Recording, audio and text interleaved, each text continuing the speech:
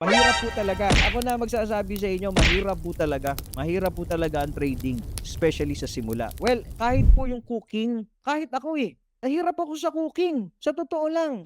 Hindi ko ma-develop yung cooking skills.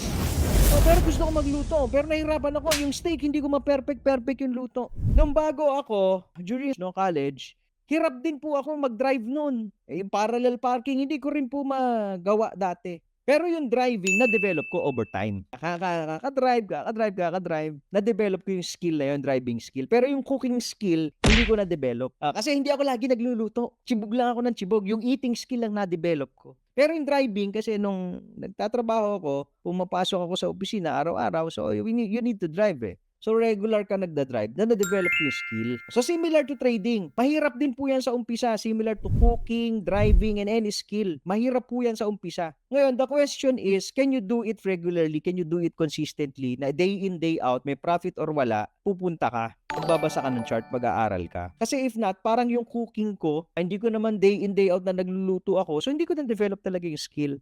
So don't expect to be a good trader if you do not put the time to develop your skill. So ngayon pa lang po, eto para manakinig. Ngayon pa lang po, para po hindi kayo mag-aksaya ng oras.